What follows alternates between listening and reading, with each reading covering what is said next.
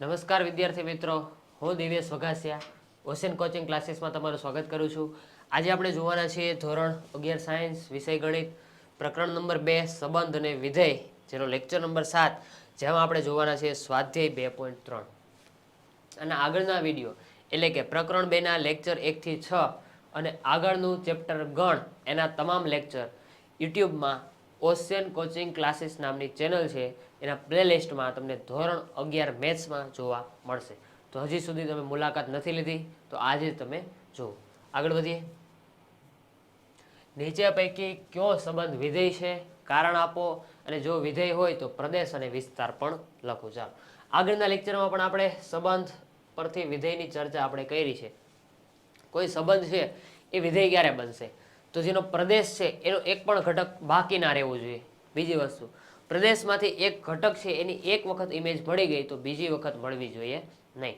ચાલો, તો સૌ પ્રથમ આપણે શું કરશું કે સંબંધ છે ને એ કઈ રીતે વિધેય છે કે નહીં ખબર પડશે. તો આપણે એનો પહેલા પ્રદેશ લખશું. ચાલો, પ્રદેશ કઈ રીતે બનશે? તો બધાના પ્રથમ ઘટકથી જે ગણ બને એ પ્રદેશ થશે. તો અહીંથી 2, 5, 8, 11, 14 અને 17. અમારા માટે શું થઈ ગયું? પ્રદેશ. હવે જો પ્રદેશના જે ઘટક છે, માનો કે 2 ની એક વખત ઇમેજ મળી ગઈ 1, 2 નું પ્રતિબિંબ મને 1 મળી ગયું, તો 2 નું બીજી ક્યારે પ્રતિબિંબ મળવું જોઈએ નહીં. તો એ 2 બીજી વખત ક્યારેય આવતું નથી.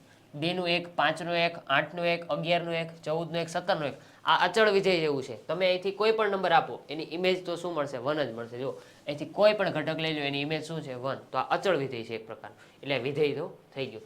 આ પ્રદેશ છે એમાંથી કોઈ બાકી નહીં રહે, અને એક ઘટક આવી ગયું, માનો કે 8 ની ઇમેજ 1 મળી ગઈ, તો 8 ની બીજી કોઈ ઇમેજ મળતી નથી. અહીંયા આપણે લખશું, અહીં પ્રત્યેક x બિલોંગ્સ ટુ પ્રદેશ. ચાલો, આ પ્રદેશ છે ને એને આપણે ગણનું નામ આપી દઈએ કંઈક, એટલે આપણે આવું લખવું. પ્રદેશ છે ને અંગ્રેજીમાં કહેવાય ડોમેન, અને એના નામ પરથી આપણે ડી લખવાનો હોય. અને કોનો પ્રદેશ લખીએ છીએ તો અહીંયા આપણે કંઈ ગણ આપ્યો નથી, એટલા માટે આપણે ડી લખી દઈએ. માનો કે તમને આ કહી દીધું કે આ આર છે ને સંબંધ છે આર, તો આપણે આવું લખીએ કે મોટો ડી કરશું અને એ બાજુમાં આર કરશું, મતલબ કે આર નો પ્રદેશ. આ રીતે આ એક સિમ્બોલ છે, તો આપણે એનાથી જાજુ લખવું પડશે નહીં. દરેક x બિલોંગ્સ ટુ ડી માટે પ્રત્યેક પ્રદેશ છે ને પ્રત્યેક ઘટક માટે શું થાય છે? અનન્ય પ્રતિબિંબ મળે છે.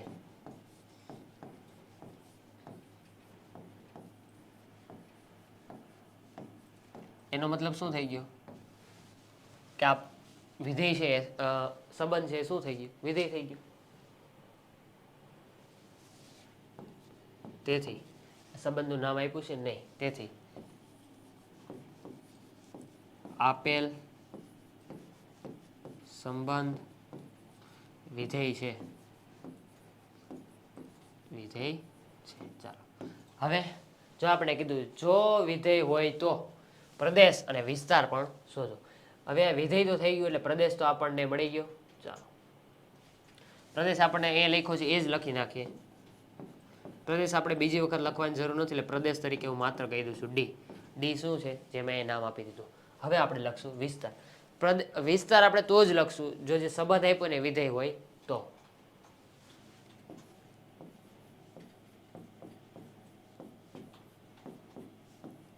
વિસ્તારમાં મતલબ કે બીજા ઘટકથી જે ગણ બને, 1 1 1 1 1, મતલબ અહીંયા બીજો ઘટક મને શું મળે છે?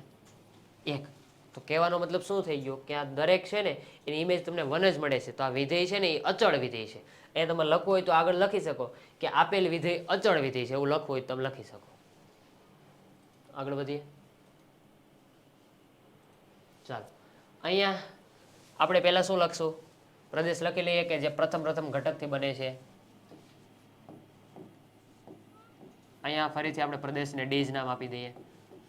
ચાલો, અહીંથી 2, 4, 6, 8, 10, 12 અને 14.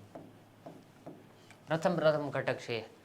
હવે તમે જુઓ બેની ઇમેજ તમને એક વખત એક મળી ગઈ તો આગળ ક્યાંય બેની ઇમેજ પાછી મળતી નથી. તો 2, 4, 6, 8, 10, 12, 14 એક જ વખત આવે છે, તમને બીજી વખત કોઈ જોવા મળતા નથી. તો આ જે સંબંધ છે એ વિધેય બની ગયો. બરાબર. તો અહીં આપણે લખશું કે દરેક x બિલોંગ્સ ટુ ડી માટે અનન્ય પ્રતિબિંબ મળે છે. તેથી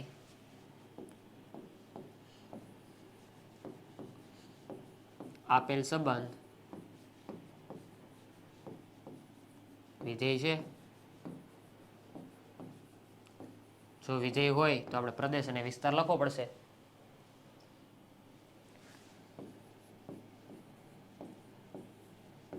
પ્રદેશ આપણે આગળ એક વખત લખ્યો છે એટલે બીજી વખત લખશું નહીં. વિસ્તાર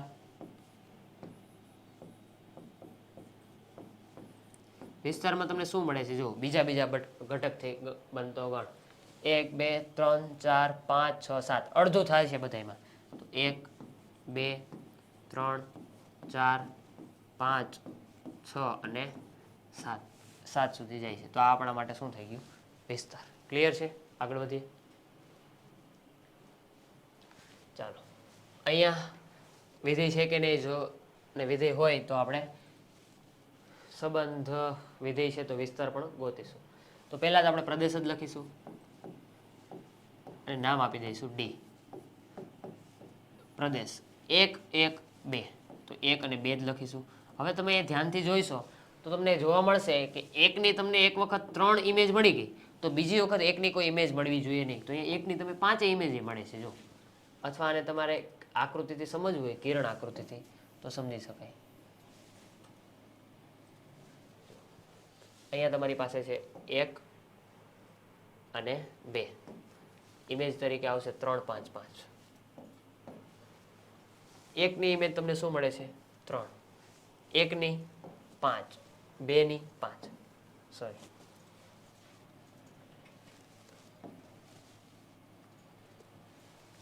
હવે જો આ સંબંધ થશે. અહીંયા દરેક ઘટક આવી જાય છે. હા, આવી જાય છે. એક સ્વિચ દબો તો 2 આઉટપુટ મળવા જોઈએ નહીં. તો તમે એક સ્વિચ દબો છો તમને 3 અને 5 2 આઉટપુટ મળે છે એટલે આ વિધેય બની શકે નહીં.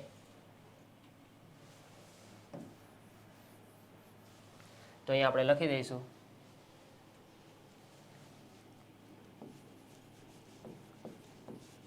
અહીં ઘટક કોના 2 પ્રતિબિંબ મળે છે? એકના. ઘટક એકના 2 પ્રતિબિંબ. પ્રતિબિંબમાં શું શું મળે છે? તો કે 3 મળે છે અને 5 મળે છે. એટલે કે 3 અને 5 મળે છે. તેથી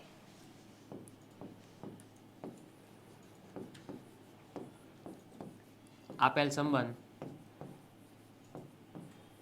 વિધેય નથી.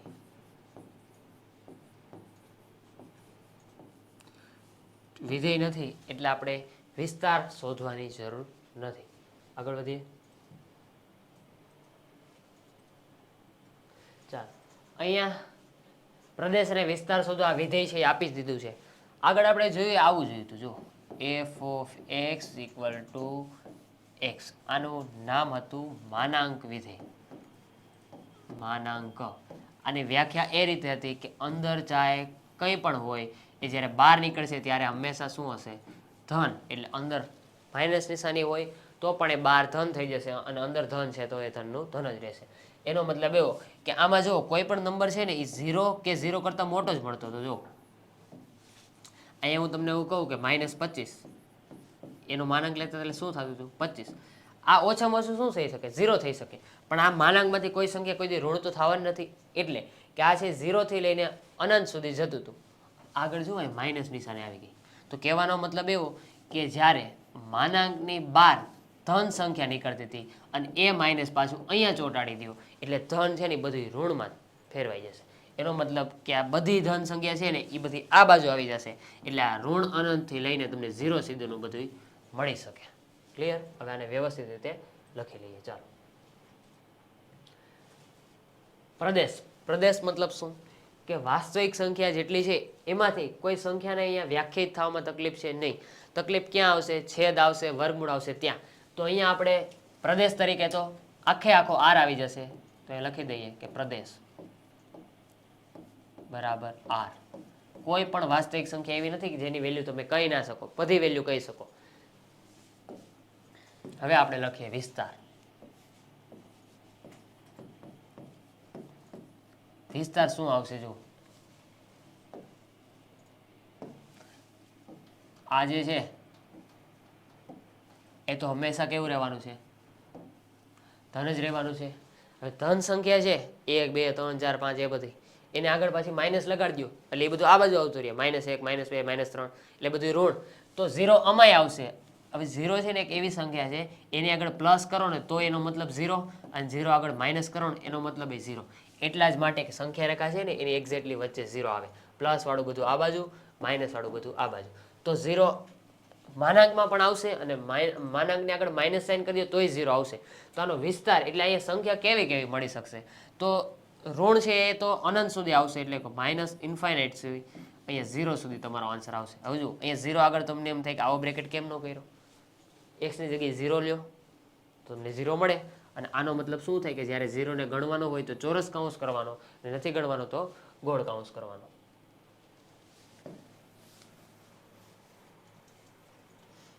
તો આપણા વિસ્તારમાં શું આવશે? અહીંયા આવશે -અનંત અને અહીંયા આવશે 0. એક બીજી વસ્તુ, અનંત કે -અનંત આગળ ચોરસ બ્રેકેટ નહીં આવે. કેમ? જો કે -અનંત અને +અનંત છે શું એ આપણને કોઈને ખબર નથી. કયો આંકડો છે એ ખબર નથી.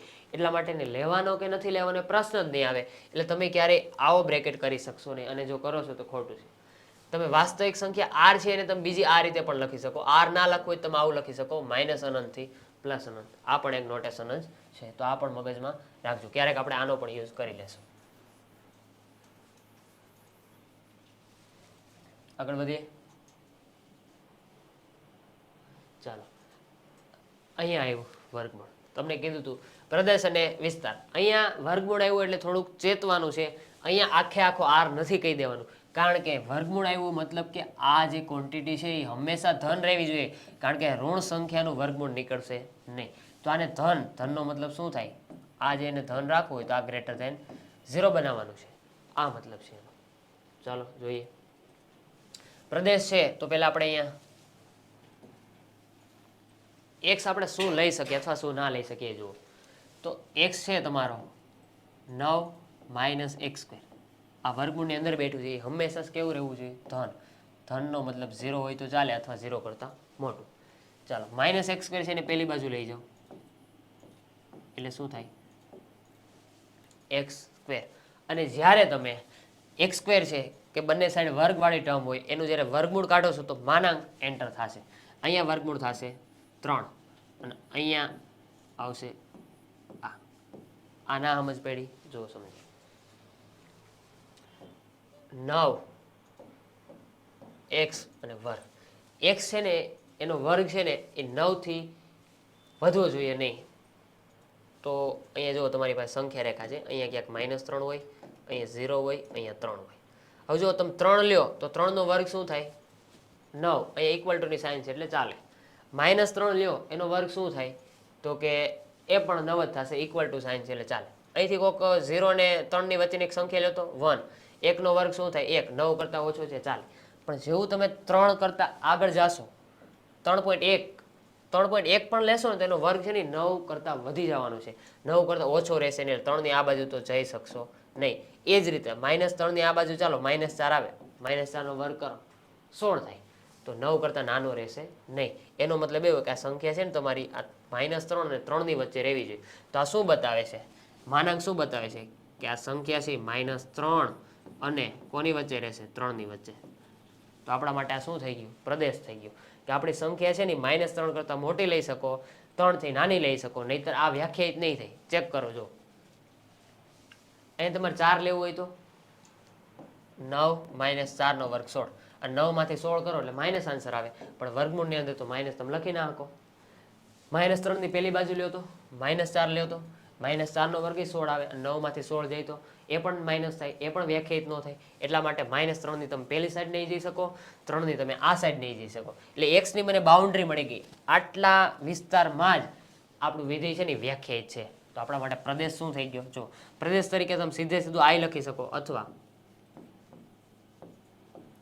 પ્રદેશ બરાબર. આને તમારે અંતરાલમાં લખવું હોય, જો ઇક્વલ ટુ ની સાઇન છે, મતલબ -3 લઈ લેવાના છે, તો -3 થી 3, આને બોલાય -3 થી 3, અથવા તમે આ પણ લખી શકો. બરાબર. હવે આપણે વિચારીએ કે આપણો વિસ્તાર શું થવાનો છે.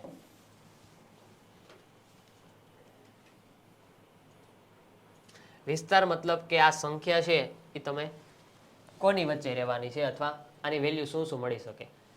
હંમેશા વિસ્તાર શોધો એ પહેલા તમને એ વિધેય છે એનો પ્રદેશ ખબર હોવી જોઈએ. તો આ x આપણે ક્યાંથી લઈ શકીએ?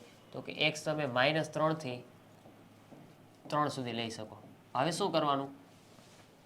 આપણને જે અહીંયા દેખાય ને એવું બનાવવાની ટ્રાય કરવાની. અહીંયા x નો વર્ગ દેખાય છે, માઇનસ અને 9, 1 બાય 1 કરશું. એક કામ કરો, આપણે છે ને વર્ગ કરી દઈએ. તો જ્યારે બધાયનો વર્ગ કરશો ને એટલે અહીંયા આવશે 0. હવે કેમ એ તમને કહું. અને અહીંયા આવશે 9. કોઈ પણ સંખ્યા હોય એનો વર્ગ કરશો એટલે હંમેશા 0 કે 0 કરતાં મોટો આવશે. અહીંયા તમે -3 છે એના કરતાં મોટી સંખ્યા, તો -2 છે એના કરતાં મોટી જ કહેવાય. હવે આનો વર્ગ કરો તો એ શું થઈ જાય? 4. તો જ્યારે માઇનસ સંખ્યા હોય એનો વર્ગ કરો એટલે અહીંયા શું બનાવી દેવાનું? 0. આનો વર્ગ છે ને 0 કે 0 કરતાં મોટો જશે. અહીંયા આપણે ઇમ્પ્લાઇઝ કરશું.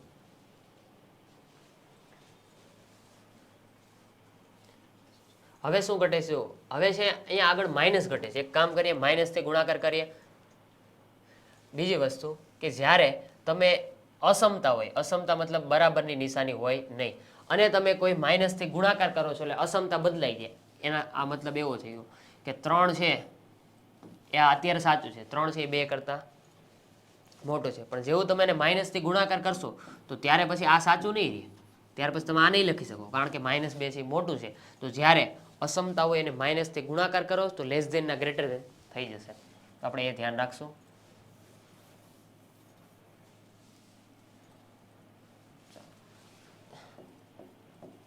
ઝીરો ને માઇનસથી ગુણાકાર કરો તો કોઈ ફેર નહીં પડે, એટલે 0. આ બધા છે લેસ ધેન ના ગ્રેટર ધેન ના લેસ ધેન થઈ જશે. અને અહીંયા શું આવી જશે? -9. ચાલો હવે -x² બની ગયો. હવે શું ઘટે છે? 9 ઘટે છે. તો 9 થી પ્લસ કરો બધાને, એટલે 0 વત્તા 9 9 થશે. અહીંયા એવું થશે 9 - x², અને અહીંયા -9 + 9 બની જશે 0. હજી કંઈક ઘટે છે. શું? ઉપર વર્ગમૂળની નિશાની ઘટે છે. વર્ગમૂળ લઈ લો. વર્ગમૂળ લેશો એટલે અહીંયા આવશે 3, અહીંયા આવશે 9 - x², અને 0 નું વર્ગમૂળ શું થશે? 0. હવે આની જગ્યાએ તમે છે ને આપણું ફંક્શનનું નામ છે જે વિધેયનું f(x) એ પણ મૂકી શકો. એટલે આવો f(x). અહીંથી તમને શું ખબર પડી? x તમે -3 થી 3 માં લેશો તો f(x) તમને ક્યાં મળશે? 0 થી મોટું અને 3 થી નાનું. એટલે કે 0 અથવા 0 થી મોટું, 3 અને 3 કરતાં નાનું. તો આપણા માટે વિસ્તાર શું થઈ જશે? 0 કે 0 કરતાં મોટું, 3 કે 3 કરતાં નાનું. ક્લિયર છે? તમે અહીંથી પણ આ બધું જોઈ શકો. જો x ની વેલ્યુ તમે 0 લઈ લો, 0 નો વર્ગ 0, 9 માંથી 0 જાય તો 9, અને 9 નું વર્ગમૂળ થશે 3, એટલે મેક્સિમમ 3 સુધી જાય. અહીંયા તમે 3 લઈ લો તો 3 નો વર્ગ 9, અને 9 માંથી 9 જાય તો 0, અને બાકી બધી વેલ્યુ છે એની વચ્ચે મળવાની છે. ક્લિયર છે? આગળ વધીએ. ચાલો અહીંયા શું આપ્યું છે? એક વિધેય આપ્યું છે f(x) = 2x - 5 થી વ્યાખ્યાયિત વિધેય માટે કિંમત શોધવી. એટલે શું? તમને f(x) બરાબર શું આપ્યું? 2x - 5. f0 જ્યાં તમને x દેખાય ત્યાં 0 મૂકી દેવાના. તો f(x) શું છે?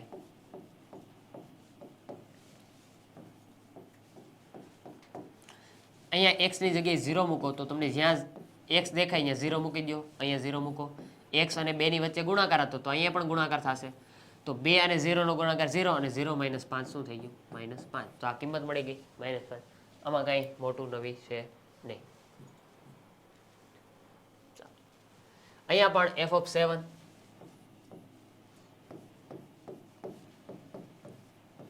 2x minus 5 x ની જગ્યાએ 7 મૂકી દો. ચાલો 2 7 14 minus 5 અને 14 માંથી 5 જાય તો 9. ક્લિયર છે? આગળ વધીએ. -3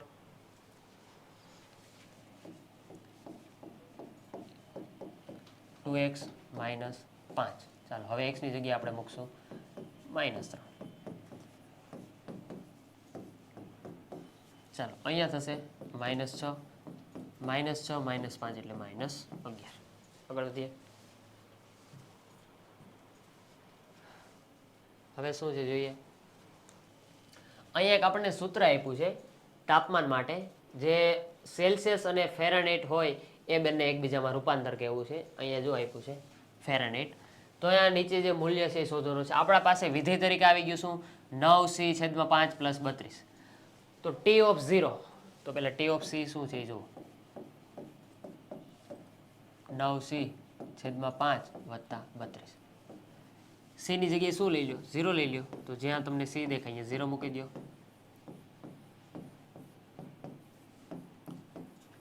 અહીંયા 9 અને 0 નો ગુણાકાર 0, 0/5 0 અને +32 એટલે આન્સર આવી ગયો 32. ચાલો અહીંયા હવે 28 મૂકશું.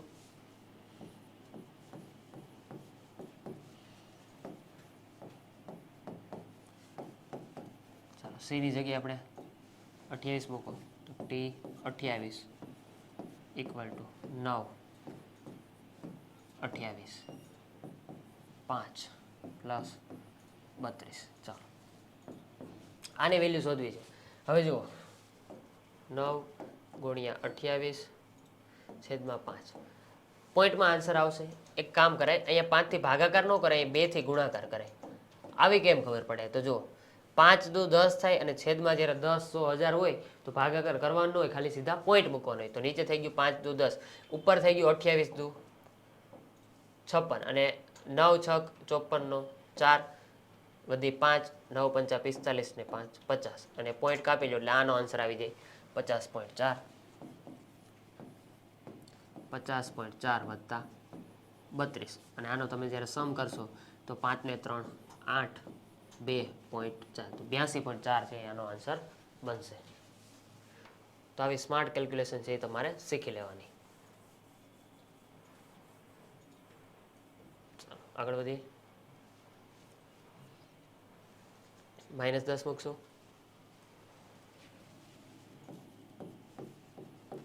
t of c = 9c/5 + 32.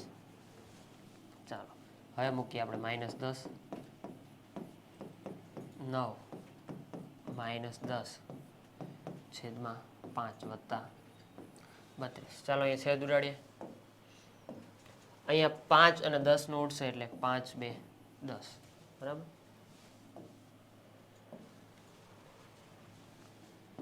આ માઇનસ તો સાથે છે જ. 9 2 18 + 32. ચાલો 2 માંથી 8 4 અને 1 આઈ થિંક 14 આવશે. ક્લિયર છે?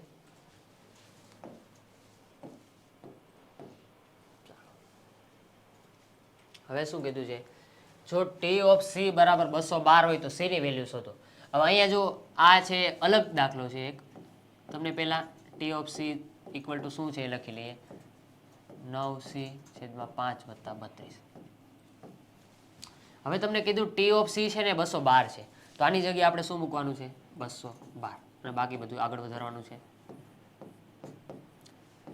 ચાલો પહેલા +32 છે ને એને આપણે આ બાજુ મોકલીને માઇનસ કરીએ તો 2 માંથી 2 જાય તો 0 અને 21 માંથી 3 જાય તો 18. બરાબર. અહીંથી તમારે c ની કિંમત શોધવી હોય તો 5 જવા દો ગુણાકારમાં 180 × 5 અને 9 ને જવા દો છેદમાં. તો આ બાજુ શું બચ્યું? માત્ર c. છેદ ઉડાડો. 9 2 18 એટલે 20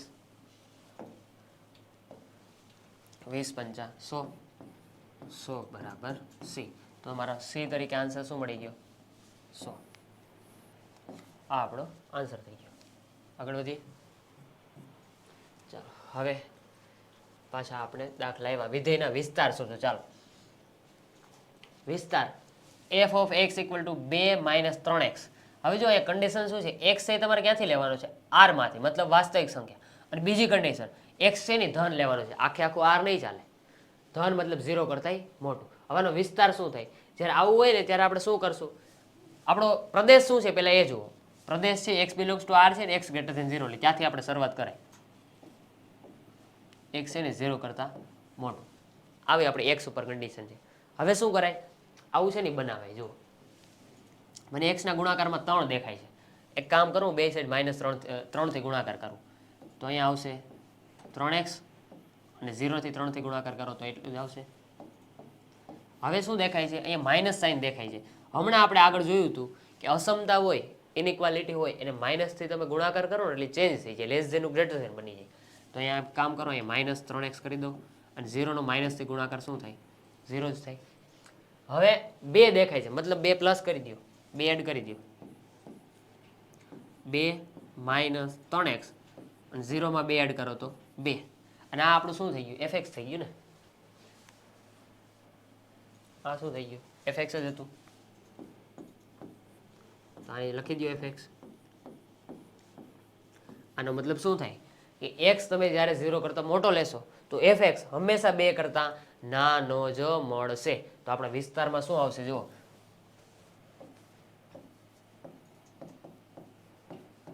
2 કરતા નાનું ક્યાં સુધી?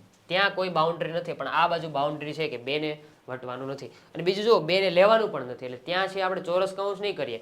2 થી નાનું ક્યાં સુધી? અનંત સુધી. તો માઇનસ ઇન્ફિનિટી થી 2 સુધી. અહીંયા 2 આગળ જો ઇક્વલ ટુ ની સાઇન હોત તો આપણે આ કૌંસ મૂકત, પણ એવી સાઇન નથી. એટલા માટે અહીંયા આપણે શું મૂકવાના છીએ? ઓપન કૌંસ. આ આપણો શું થઈ ગયો? વિસ્તાર. ક્લિયર? આગળ વધીએ. ચાલો હવે વાસ્તવિક સંખ્યા છે તો અહીંયા પણ વિસ્તાર શોધવાનો છે. x less than greater than એવું કાંઈ નથી કીધું, x belongs to r simple છે. અહીંથી તમને ખબર પડે x કોઈ પણ સંખ્યા હોય એનો વર્ગ કરો ને તો એ 0 કરતા મોટો રહે અથવા 0 હોઈ શકે. એમાં તમે 2 ઉમેરી દો, બે સાઈડ +2 કરી દો તો આ સંખ્યા છે એ હંમેશા 2 કરતા મોટી રહેશે. સિમ્પલ છે, તો એ જ લખવાનું છે. x વાસ્તવિક સંખ્યાનો મતલબ શું થાય કે x બિલોંગ્સ ટુ r. હવે તમને આગળ એક લેક્ચરમાં કીધું હતું કે આપણે x બિલોંગ્સ ટુ r હોય ને આ રીતે લખી શકાય કે -ઇન્ફિનિટી થી x ઇન્ફિનિટી સુધી જાય છે. આને આપણે r નો આ બીજી રીત છે લખવાની. ચાલો સ્ક્વેર કરો, અહીંયા સ્ક્વેર દેખાય છે તો ત્યારે તમને કીધું તો અહીંયા 0 અને ઇક્વલ ટુ આવી જશે. અહીંયા સ્ક્વેર અને અહીંયા ઇન્ફિનિટી. ચાલો હવે આગળ વધો. x સ્ક્વેર પછી 2 દેખાય છે આગળ, 2 પ્લસ કરી દો, 0 + 2 2, x સ્ક્વેર + 2, અહીંયા ઇન્ફિનિટી. હવે તમને એમ થાય અહીંયા ઇન્ફિનિટી +2 કેમ ન લખ્યું? કારણ કે આ ખુદ એવડો મોટો નંબર છે કે જેમાં +2 કરો તો એનાથી કોઈ અહીંયા ફેર નથી પડવાનો. આ છે બહુ મોટો નંબર છે અને ઇન્ફિનિટી આગળ છે એ આપણે ક્યારેય ઇક્વલ ટુ સાઇન કરશું નહીં. ચાલો ધ્યાન રાખજો. તો એનો મતલબ થઈ ગયો કે આપણો જે નંબર છે અહીંયા આપણે fx નામ આપી દો.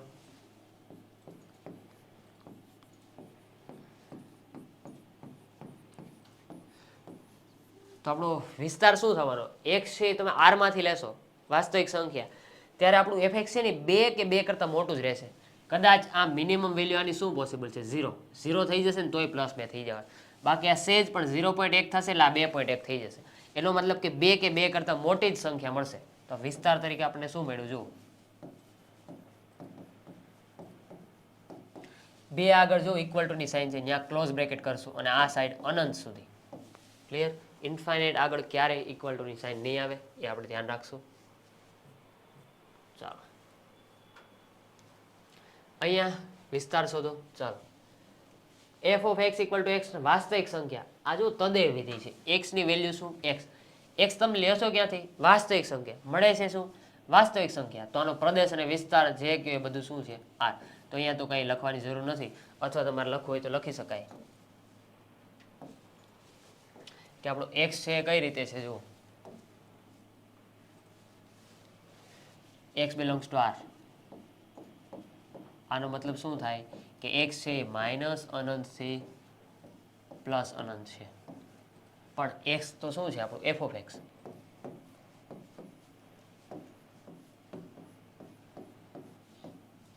એનો મતલબ કે એફ ઓફ એક્સ છે ને પૂરેપૂરો આર છે.